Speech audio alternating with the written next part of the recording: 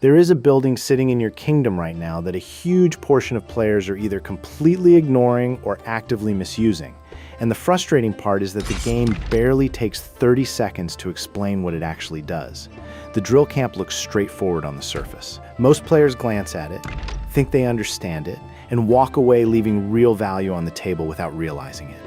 And then there is the other group, the players who overthink it, treat every slot like a major strategic decision, and burn time and gems on something that genuinely does not need that level of stress once you understand what it is actually built to do. Today we are clearing all of that up.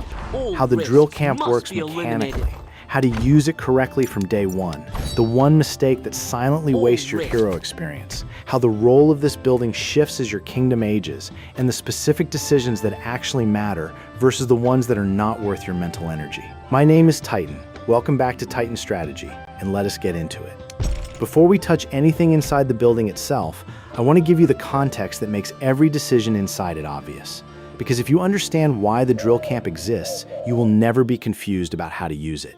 Hero experience in this game creates a natural tension. On one hand, you want your heroes leveling up gradually and steadily over time. The progression is designed to be paced, not rushed. On the other hand, different situations demand different heroes. Conquest needs one formation, expeditions need another. Events pull you in a completely different direction. The game actively wants you to rotate and experiment with your roster. But if your experience is heavily concentrated in just a handful of heroes, swapping formations becomes painful. You would have to constantly move experience around, add it here, pull it from there, wait on cooldowns, and do it all over again next time the meta shifts slightly. That cycle burns players out fast. The drill camp is the game's solution to that tension. It exists specifically to raise the floor across your entire roster, so you are not constantly shuffling experience between heroes every time you want to adjust your lineup. Once you see it through that lens, every mechanic inside it makes complete sense. Here's how it works mechanically. Inside the drill camp, hero slots are divided into two distinct roles. You have instructor slots and drill slots. Your instructor heroes are your already leveled heroes, the ones who have accumulated real experience and sit at a meaningful level. These heroes are providing the benchmark. Your drill slot heroes are the ones receiving the benefit. Every hero you place into a drill slot gets automatically elevated to match the level of the lowest level instructor hero you have in the instructor slots.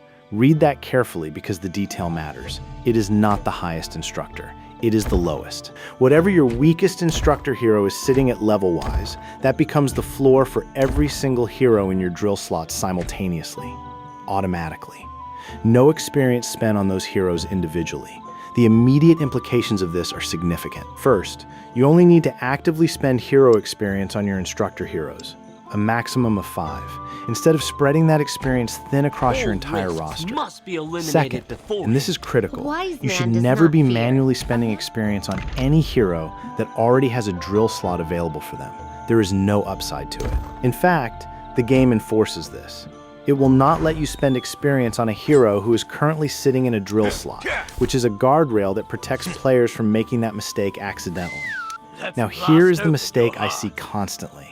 And it is the one that actually costs players in a real, tangible way. If you take a hero who already has experience, a hero who is sitting at level 20, 30, 40, and you drop them into a drill slot, that existing experience does not return to your pool. It stays locked to that hero. It is not usable, it is not transferable, it is just sitting there attached to a hero who is now receiving their level from the drill camp system rather than from their own accumulated experience. That experience is effectively frozen and doing nothing for you. This means you need to go through your roster right now and check each hero individually. Pull up each one and look at what level they would be without the drill camp benefit applied. If any of your heroes would be sitting above level 1 on their own, that is experience that has been locked away and is currently wasted. The fix is straightforward. Remove that hero from the drill camp for free and then head to the next tab to reset their level, which returns that experience to your usable pool. If the cooldown is an issue and you need the slot urgently, it costs 500 gems to bypass it. Whether that trade-off is worth it depends on your situation, but the option exists. The core point is, your drill slot heroes should be at level 1 without the camp's influence. If they are not, something is off and it needs correcting. Now let us talk about slot quantity, because this is the other area where new players get unnecessarily anxious. You will not have enough drill slots for your full roster early on, and that is completely fine. It is designed that way. Every time your town center levels up, you unlock additional drill slots, and by the time you reach town center level 30, you will have 20 total heroes leveled.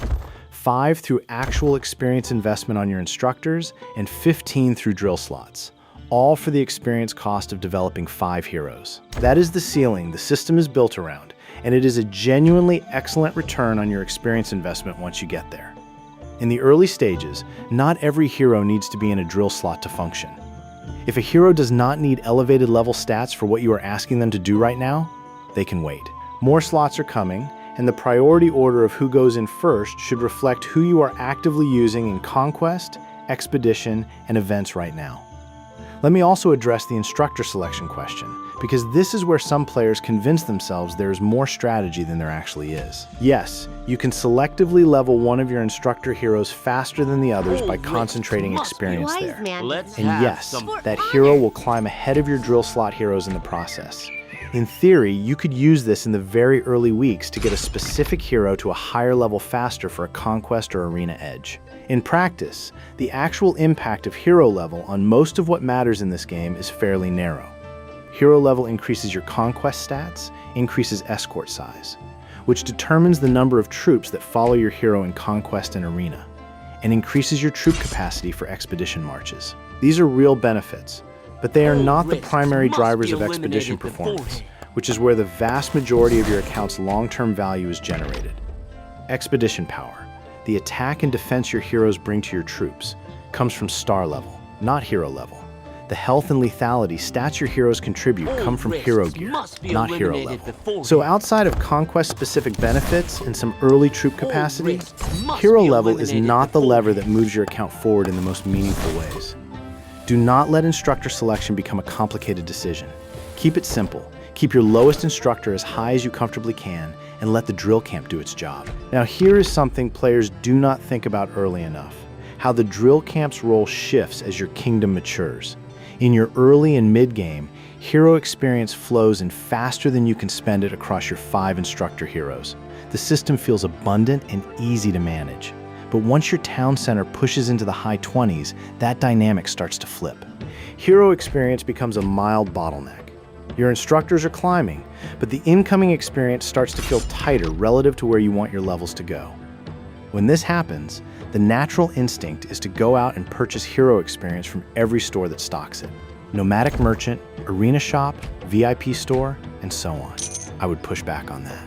Hero experience at this stage of the game is not worth competing against the genuinely high-value items those stores carry. You will accumulate enough naturally through consistent conquest progression, intel missions, and beast hunting to keep pace without diverting premium currency toward it. Further along, once your instructors are approaching level 70 to 80, the math shifts again. Getting all 5 instructors to that range costs slightly over 120 million hero experience total. Most active players will hit this milestone before they run out of drill slots for their entire roster, which means for a window of time, incremental hero experience becomes less urgent than it was earlier. Keep collecting it from free sources without obsessing over it, because the need picks back up again. Here's where the long-term planning piece comes in, and this is the part most guides do not cover. Around Generation 3, your hero roster starts growing faster than your available drill slots can accommodate. You begin having to make real choices about which heroes stay in the camp and which ones get pulled out.